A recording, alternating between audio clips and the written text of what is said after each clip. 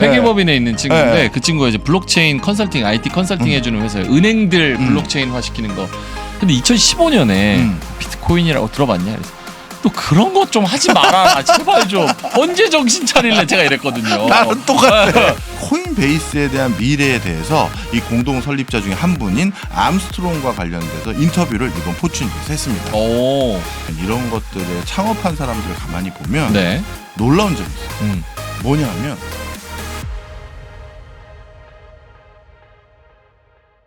안녕하십니까. 돈이 되는 영어의 박 부장입니다.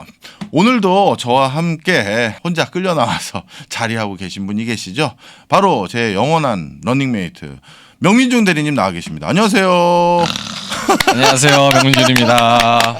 저는 부장님 가는 데는 항상 따라가겠습니다. 휴가를 안 가셔가지고 저도 휴가를 못 내고 눈치 보여서 아이고. 옆에 꼭 붙어 있습니다. 알겠습니다. 네. 저는 이제 부장님이랑 이렇게 포춘 이거 같이 보면서 기사 읽고 하는 게 좋아요. 아, 그래요? 그게 쉬는 거예요. 근데 왜 표정이 아니 표정은 어떻게 숨기질 못해가지고 죄송합니다. 네.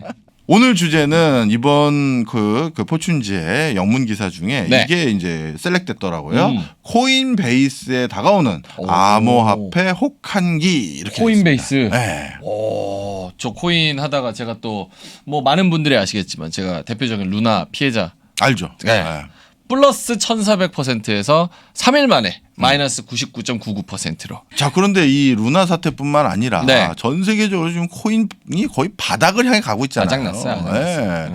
자, 그 과정에서 어떻게 보면 코인과 관련돼서 대표적인 유니콘 기업이었던 이 코인베이스, 이 코인베이스에 대한 미래에 대해서 이 공동 설립자 중에 한 분인 암스트롱과 관련돼서 인터뷰를 이번 포춘지에서 했습니다. 오. 일단 코인베이스 어떤 회사인지 좀 설명 좀 해주세요. 코인베이스 어떤 회사인지는 잘 모르지만 많은 그 코인 갤러리에서 고인베이스라고 왜요? 죽었다고 죽은 회사다. 그래서 아. 고인베이스라는 그런 드립을 많이 날리더라고요. 맞습니다. 저도 몇 개 봤죠. 코인베이스 코인 회사 중에서 거래소 중에서는 굉장히 큰 회사 아닙니까? 맞습니다. 제일 큰데요? 예, 제일 큰 데였고요. 가장 먼저 발빠르게 코인이라는 시장으로 거래소를 만들면 큰 돈을 벌 수 있다라는 어떤 선견지명으로 진작에 이 분야에 진출해서 사실 뭐 일가를 이루긴 했어요. 네. 그런데 이제 코인베이스 이따가 더 자세히 말씀드리겠습니다만 거래소이다 보니 네. 많은 대중들이 코인 거래에 관심도가 높아야지만 수수료 수익이 왕창 생길 거 아니겠습니까? 그렇죠. 그런데 지금같이 거래 패턴이 줄어들었을 때는 네. 저 코인베이스는 당연히 매출이 급감하게 되는 것이죠. 그리고 막 여러 가지 뭐 스캠이라 그러죠. 코인의 그런 사기 사태 이런 거 나오면서 너네 거래소도 무분별하게 상장시켰으니까 너네도 좀 책임을 책임이 져라. 있다.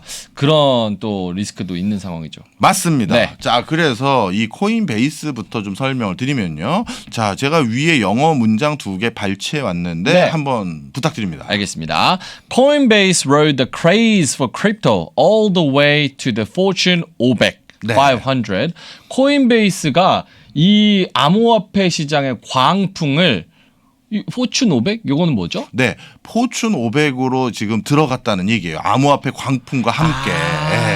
포춘 500 저게 이제 그 500대 기업. 500대 기업에 네. 광풍을 타고 이제 네. 코인베이스가 들어갔다. 네. But investors want to know. 근데 투자자들은 알고 싶어 한다. How will they make money when the coins are down? 그럼 막 코인이 떨어지면 돈을 어떻게 벌 건데? 맞습니다. 네. 지금 모두 이제 그 걱정을 한다는 거예요. 실질적으로 요즘 코인이 주춤하게 되면서 코인베이스의 월간 사용자 수 네. 저기 왼쪽에 지금 나와 있죠. 이렇게 피치를 타고 올라가던 회사가 이제 절대적인 절벽으로 계속 떨어져 가고 있는 구간이고요. 네. 그다음에 코인베이스 스탁 프라이스라고 해서 코인베이스 일종 우리로 따지면 코스피, 뭐 나스닥 이런 그 종합 주가 지수 같은 거죠. 네. 그것에 대한 전반적인 수치도 저렇게 급격하게 떨어져 가고 있는 상황이에요.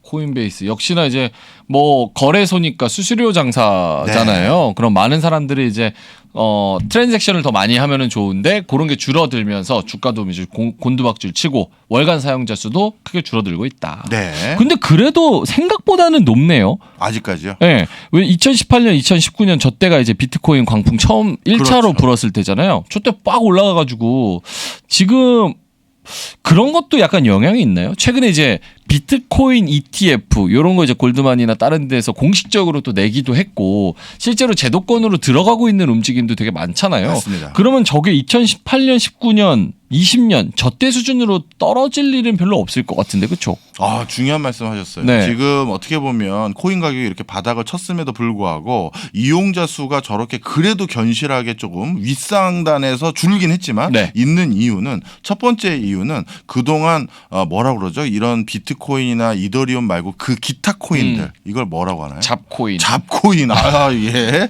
정확한 용어네요. 알트라 그러죠. 알트코인. 알트코인이라고 네. 그러죠. 알트코인이 너무 많이 생기다 보니 이용자 수가 그쪽에서도 뒷받침이 되는 거예요. 그래서 비트코인, 이더리움의 투자자 수, 매매 패턴은 분명 급격히 줄었습니다. 네. 그거만 가지고 얘기했던 2018년도, 2019년도 상황이라면 거의 저 바닥까지 왔어요. 그런데 알트코인들이 워낙 많이 생기다 보니까 맞네요. 이용자 숫자들은 상대적으로 많이 늘었다 이렇게 보시면 되고요. 예. 그리고 또 한 가지인데 바로 코인베이스가 코인을 바탕으로 제일 처음 유니콘이 될 수밖에 없었던 가장 큰 이유가 네.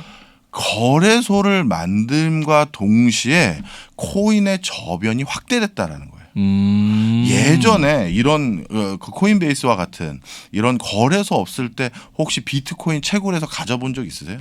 아니요. 어떻게 하는 방법도 모르겠는데. 맞아요. 무슨 30짜리 가까운 암호뭐 넣고 네. 뭐 마이닝 복잡 바로 코인베이스 두 설립자가 그 상황을 보고 코인을 산다는 표현 마이닝 한다고 네네. 하습니다. 마이닝 하는 걸 좀 편하게 하고 그걸 다시 누군가에게 넘기는 매매하는 것도 편하게 해야 이 시장이 커지겠구나. 네. 그리고 그걸 못하는 사람이 너무 많구나라고 해서 코인베이스를 설립한 거예요. 아하. 그래서 코인베이스 덕분에 저변이 확대돼서 매매량이 는 것도 있다. 이렇게 보시면 되겠죠. 그러면 네. 본격적으로 오늘 제가 말씀드릴 저 두 사람에 대해서 좀 말씀을 드리려고 합니다. 네. 저 두 사람이 바로 코인베이스의 설립자예요. 한 암스트롱. 사람은 암스트롱, 저 왼쪽에 있는 사람이고요. 네. 프레드 어쌈이라는 사람이 오른쪽에 있는 사람입니다. 왠지 중국인일 줄 알았는데 아니네. 그렇죠.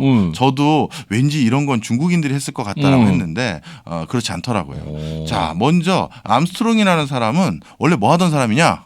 밑에 써놨죠. 에어비앤비? 에어비앤비 개발자 중에 하나예요. 와. 그래서 저기 본인이 에어비앤비 개발자로 에어비앤비에서 일을 하고 있었었는데 어느 날 부모님 집에 갔었는데 네. 부모님 집에 무슨 타블로이드지 같은 게 있었던 거예요. 그 잡지를 쭉 읽는데 그 잡지 안에 처음으로 비트코인이라는 것에 대해서 언급된 걸 우연히 읽은 거예요. 오. 그때는 비트코인이 1달러가 아니었대요. 그럼요. 1달러 언더. 와. 그때 100만 원만 사둘 걸. 그래서 그때 뭐 저기 뭐 예를 들어서 블록체인은 뭐고 비트코인은 뭐고 그 논문을 간단히 요약한 것과 이런 것들이 또 하나의 붐업이 일어날 수 있다라는 약간 뭐 IT 전문가들이 가끔 보는 타블로이드지 같은 게 있는데 그걸 읽고 나서 이 사람이 매료가 된 거예요. 근데 개발자니까 확실히 그 메커니즘을 읽었을 때 이거 되겠는데? 그렇죠. 라고 생각을 할 수는 있었겠네요. 네, 저도 그런 걸 아주 초창기 저분만큼 빠르진 않았지만 네. 비트코인 100불 이하일 때 읽었거든요. 그런데 뭔 소리야. 저도요. 저 그래서 친구랑 싸웠잖아요. 회계법인에 있는 친구인데 네. 그 친구가 이제 블록체인 컨설팅, IT 컨설팅 해주는 회사에 은행들 블록체인화 시키는 거. 근데 2015년에 저랑 차 타고 가다가 야 비트코인이라고 들어봤냐? 그래서 또 그런 것 좀 하지 마라. 제발 좀. 언제 정신 차릴래? 제가 이랬거든요. 나는 똑같아. 야 그게 이렇고 저렇고 막 탈중앙화 막 설명을 하는 거예요. 얘는 배웠으니까. 네. 근데 야 그런 게 있었으면 사람들이 진작 샀지. 뭐 이렇게 얘기했는데 그게 2015년이었거든요. 맞아요. 와. 갑자기 눈물이 나네요. 자, 우리 그만하죠. 네. 저도 네. 제 저기 그 대학원 동기 중에서 공대 쪽 동기 네네. 중에 이 코인 바닥에서 벌써 1000억대 부자가 된 친구가 야. 있어요. 거래소 국내 거래소에 참여했던 친구 중에. 하여튼 그때 그 친구한테 비슷한 소리를 했거든요. 근데 그 제가 얘기한 그 친구는 진짜 그래서 나중에 사가지고 좀 돈을 많이 벌었어요. 또 우리도 기회가 있겠죠. 있겠죠. 네? 자. 다음번에도 똑같은 얘기 할 것 같은데? 또 기회 오면, 에이, 이거 말도 안 되는 소리 하지 말라 그래. 이러고 지나가서, 아, 그때 그게 기회였구나. 자, 알겠습니다. 근데 예. 저 그래서 암스트롱은 그 타블로이드지에 있는 그 기사를 읽고 보고. 한 1년 이상 그 블록체인으로 비트코인에 대해서 나름대로 비즈니스 모델을 그리는 것들에 진짜 많은 시간을 허비했다는 거예요. 그래가지고 그걸 마이닝해서 사람들이 쉽게 매매를 할 수 있는 이런 걸 하려고 했는데 가만히 보니까 사람들은 자신들과 같은 그 컴퓨터 기술 수준이 없다 보니 네. 가르쳐줘도 못하겠다는 거예요. 야, 이걸 이렇게 해야 마이닝이 되는 거고 뭐 하는데 야, 이게 무슨 거의 코딩 수준이야. 나 이런 거 몰라. 뭐 이렇게 됐더라는 거죠. 그래서 그때 생각했답니다. 아, 비트코인 등 암호화폐가 원활하게 거래되고 사람들에게 보편적으로 인식되기 위해서는 마치 주식을 사고 파는 것 같이 저게 아주 손쉽게 이루어질 수 있는 거래소 같은 게 있으면 되겠구나 생각을 했다는 거예요. 시장을 깔아주는. 그렇죠. 그래서 자기의 목표는 암호화폐들을 주식처럼 쉽게 매매할 수 있는 일종의 알고리즘 또는 소프트웨어를 개발해야겠다 생각을 하게 됐고요. 그러면서 그걸 같이 할 수 있는 자기는 이제 그런 매매 패턴이나 메커니즘을 어떻게 해야 될지 모르니까 네. 금융맨이 필요했던 거예요. 그래서 방금 옆에 있는 골드만삭스의 그 트레이더로 일하고 있었던 프레드 어쌈을 공동 설립자로 이제 데리고 와서 둘이 바로 코인베이스를 창업한 겁니다. 야, 돈 냄새 진짜 기가 막히게 맞는 두 사람이 만났네요. 그렇죠. 자, 그래서 네. 원래 우리가 이제 이 코인베이스라든가 아니면 이런 것들을 창업한 사람들을 가만히 보면 네. 놀라운 점이 있어요. 뭐냐면 전혀 기질적으로 다른 사람들이 모여서 창업을 해요. 오. 그래야 대박이 나요. 기질적으로 다른. 그러면 싸우지 않아요?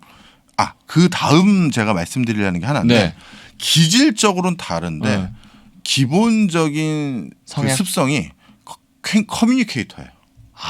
자기 얘기를 하는 사람이 아니라 듣는 사람들이. 소통을 잘하는 예. 사람이구나. 그래서 그 두 가지 다른 백그라운드를 가지고 있고 네. 커뮤니케이션 스킬이 좋은 사람들이 만났을 때 그 회사들은 물론 그 코파운더들이 일정 수준 이상의 역량이 있다라는 전제 아래 대박은 거의 분명한 사실이에요. 와, 성향이 좀 다르면서 업계도 좀 다르면은 좀 시너지가 나나요? 바로 지금 말씀드린 이거예요. 이런 케이스. 예를 들어서 한 사람은 개발자예요. 그런데 저 암스트롱이 본인이 그 대학 졸업할 때 친구인 컴퓨터 과학 그 공학도들한테 네. 왜냐하면 우리 대부분 창업하면 친구들이랑 한다, 지인들이랑 한다 이렇게만 생각하잖아요. 그렇죠. 그러면 대학교 과 동기 같은 동네 친구들 이렇게 생각하죠. 네. 그럼 그런 사람들하고 딱 창업을 하면 어떻게 되느냐? 인적 네트워크가 겹쳐요. 그러니까 비즈니스를 할 때 확장성이 떨어지는. 그렇네요, 진짜. 야, 너 걔 알아? 그 변호사 걔. 야, 우리 초등학교 다 동창이잖아. 한 다리 건너면 다. 그러니까 더 아는 확장성이 사람이 없구나. 없어. 그 다음에 얘도 개발자고 나도 개발자하면 마케팅은 누가 하고, 그렇네요. 재무 관리는 누가 하고, 법무처리는 누가 하죠? 알 수가 없는 거예요. 오. 둘은 개발만 얘기하는 거예요. 그렇네요. 네.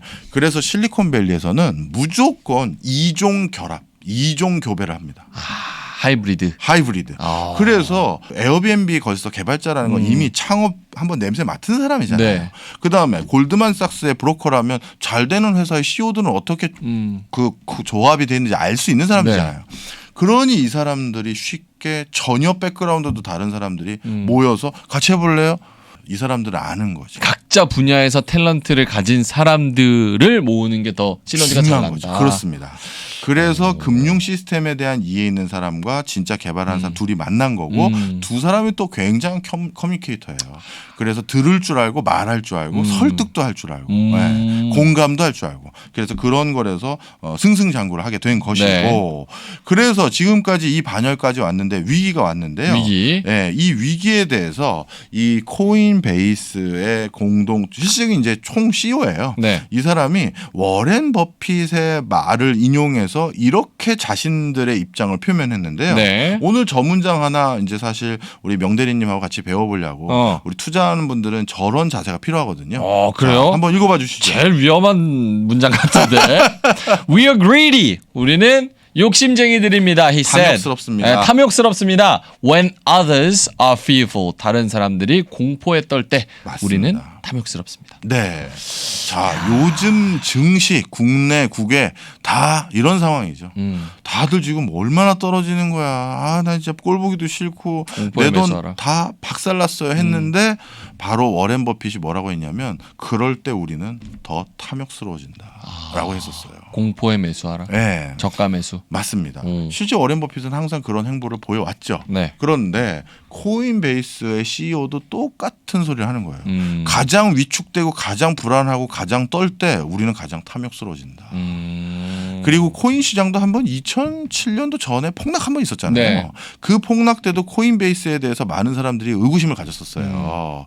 그러면서 야 니네 이제 끝났어라고 했는데 오히려 우리 스타트업은 시리즈 A, B, C 이렇게 해서 계속 투자를 더 받잖아요. 네. 그런데 시리즈 D까지 했어요. 그래서 한 번 더 돈 태워가지고 빵 해보겠다고. 그리고 나서 지금까지 온 거죠. 네. 그래도 투자를 잘 받았네요. 잘 받았죠. 왜냐하면 워낙 뭐 나름대로 탄탄한 사업모델이 있었으니까. 자, 그래서 이렇게 해서 여기까지 왔는데 네. 우리는 이번 혹한기를 어떻게 대하느냐 바로 저 문장으로 대신하겠다라는 거예요. 이건 지나갈 수 있고 오히려 우리는 이 시간에 더 많은 신규 비즈니스 모델, 신규 뭐 어떤 서비스 생각하고 있다. 이렇게 얘기하고 있어요. 더 탐욕스럽게. 네. 공격적으로. 네. 어떻게 생각하세요? 저 CEO의 말에 대해서. 저거는 이제 허세? 허세도 좀 들어가 있고 인터넷에서 잘 모르는 이제 사자들이 저런 얘기 많이 하지 않아요? 아 여러분 지금이 기회입니다. 지금 저가에서 들어가야 됩니다. 막 이러면서 신용, 뭐 미수 이런 거 땡겨가지고 쓰려고 약간 비슷한 것 같기도 하고. 근데 이제 이게 국내 CEO하고 외국 CEO의 기질 차이인 것 같은데 외국 CEO는 굉장히 프라우드하고 자기 확신이 굉장히 강하죠. 네, 그런 기질들이 있어요. 네. 동양의 많은 CEO들은 오히려 자기 부정이 되게 심해요. 내가 오판했을까? 이 사업은 안 되는 게 아닐까? 계속 자기 부정을 하면서 네. 그 가다듬는 게 더 많고 서양은 믿은 방향성에 대해서 신앙과 같은 믿음으로 추진을 해요. 네, 이게 좀 차이가 좀 있더라고요. 뭐 다 그런 건 아니겠습니다만. 근데 확실한 거는 저도 뭐 이제 뭐 주식시장이나 이런 데는 한 10년 정도밖에 안 있었지만 제가 느낀 거는 확실히 와 진짜 곡소리 나고 진짜 나라 망했다 이런 정도로 주가가 떨어질 때 매수를 해야 부자가 된다는 거예요. 그럼요. 그거는 확실한 것 같아요. 맞습니다. 네. 네. 자, 그래서 저도 한 강평을 하면 네. 코인베이스의 저 CEO는 저 말이 뭐 100% 허세다라고 생각하지는 않고요. 그냥 미국 CEO들의 어떤 뭐랄까 스타일 일부 들어가 있고 그다음 일부는 허세가 있다고 생각하는 게 있어요. 네. 뭐냐 하면 일단 최근 이렇게 코인베이스의 상황이 안 좋아지면서 원래 본인들이 하려는 신규 사업 중에 일부를 줄였어요. 네. 그리고 본인들이 이번에 새로 관심 있어 하는 게 NFT 같은 건데 네. 그것도 코인의 범주에서 너무 벗어난 게 아니다 보니 이런 관련 다각화를 지금 할 때는 아닌 것 같은 생각도 좀 들어요. 네. 그래서 그런 부분에서 또 한 가지 걱정이 있고 제일 큰 걱정은 저 윗구절에 전 두고 있어요. 윗구절? 예. 워렌 버핏의 말을 인용했다는 것 때문이거든요. 왜요? 무슨 얘기냐면 저도 방송에서 제 계좌나 제 개인 투자 방식에 대해서 많이 깔 수밖에 없는 상황이니까 얘기를 좀 해보면 저한테 교수님 왜 코인에 투자를 하셨습니까? 물었던 적이 있어요. 비트하고 이더리움 했을 때. 근데 저는 특히 그 중에서 왜 이더리움, 제가 그 얘기까지 했거든요. 비트코인은 조만간 팔 거고요. 이더리움은 좀 더 가지고 있을 겁니다. 그때 비트코인 잘 팔았죠. 돈도 좀 벌었고. 근데 이더리움은 폭망했죠, 지금. 그렇죠. 자, 그런데 왜 이더리움은 더 가지고 계실 겁니까? 했을 때 암호화폐, 가상화폐 시장에서 가장 큰 우리의 아킬레스건은 이게 실체가 없는 투자다. 그렇죠. 그런데 그 실체를 만들어 가려고 시도하고 있는 유일한 암호화폐 중에 하나, 주목할 만한 암호화폐가 이더리움입니다. 이더리움. 그래서 저는 거기에 더 베팅을 하려고 합니다. 했는데 CEO의 저 문장 2는 코인을 단순히 매매, 투자 이런 방식으로 생각하는 듯한 느낌을 좀 받은 거예요. 워렌 버핏의 구절을 인용했다라는 점에서 차라리 어떤 큰 뭐랄까 소프트웨어 개발자라든가 어떤 플랫폼이라든가 산업 생태계를 만들었던 어떤 CEO의 말을 인용해서 코인은 그런 것들의 매개물이 될 수 있다라고 얘기하면서 했다면 제가 생각하는 코인의 세계관에 좀 부합해서 저는 좀 더 기다려보자 할 텐데 실질적인 성장 부분 앞으로 미래 성장성에 조금 더 초점을 맞췄어야 된다. 네. 근데 그냥 거래 측면에서만 얘기를 한 것 같아서. 네. 그리고 투기의 진짜. 대상으로만 좀 생각하는 것 같아서 저는 좀 몰라요. 제가 이분의 말을 잘못 해석했는지는 모르겠습니다만 하여튼 그런 좀 우려도 같이 들더라. 그럴 수 있겠네요. 이런 겁니다. 예. 우리 이 프로그램은 무엇 때문에 만들어진지 아시죠? 네. 지원해주고 계십니다. 다시 한번 에듀팡 관계자분께 감사드립니다. 고맙습니다. 네. 좋은 기계 만들어 주셔서 고맙습니다. 근데 그건 있어요. 네. 이렇게 주식도 꿀꿀하고 예를 들어서 전체 경제가 안 좋을 때 항상 일어나는 현상이 뭔지 아세요? 뭐죠? CEO들도 마찬가지고 미래 대가가 될 사람들의 특징? 정답. 공부한다. 맞습니다. 아, 맞췄어요. 저 요즘 부쩍 다시 외국 문서들을 읽어가면서 까먹었던 영어를 이걸 도움받아가면서 열심히 하고 있습니다. 근데 진짜 효율적이긴 한 것 같아요. 예전에는 모르는 단어 있으면 사실 그걸 외우는데도 시간 걸리고 찾는데도 시간이 많이 걸렸는데 딱 모르면 그냥 스캔만 쫙 하고 거기서 관련된 표현 같은 거 배우고 외우기만 하면 되니까 맞아요. 훨씬 더 효율적이죠. 맞습니다. 자, 하여튼 뭐 이렇게 좋은 기기 만든 회사에서 이렇게 지원도 해서 네. 공짜로 우리가 영어도 가르쳐 드리고 그렇습니다. 이렇게 투자에 대해서 요즘 다 같이 고민하시는 분들에게 저런 명구절 하나 또 다시 한번 저라면 저런 거 워렌 버핏 사진 살짝 넣고 폰트로 약간 인쇄해서 크게 액자로 걸어 놓고 요 한겨울 잘 날 것 같습니다. 오늘은 간단하게 더 우울한 시장 모든 사람이 두려움이 느낄 때 더 탐욕스러워졌다라고 말한 투자의 그 뭐랄까요 대가 워렌 버핏의 말씀과 함께 코인 시장의 대표주적인 주제 한번 알아봤고요. 자, 저희는 다음 시간에 또 다른 주제 가지고 찾아뵐 건데요. 다음번에 제가 가져올 거는 재밌는 거 가져왔습니다. 재밌는 거. 바로 스타링크. 스타링크. 예. 와, 너무 궁금하고 설레고 듣고 싶은 얘기도 예. 많고. 스타링크로 다시 네. 한번 또 찾아뵙겠습니다. 감사합니다.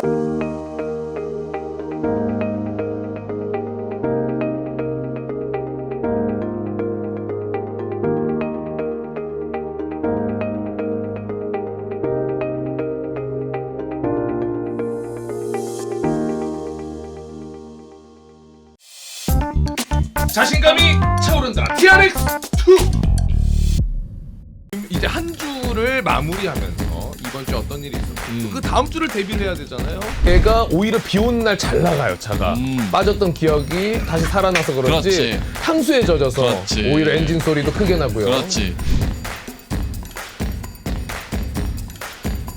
금요일에 난 세상을 본다. 새. 와우! 팬타스틱! 투자를 많이 하고 오랫동안 해본 분들이 특징이 있어요.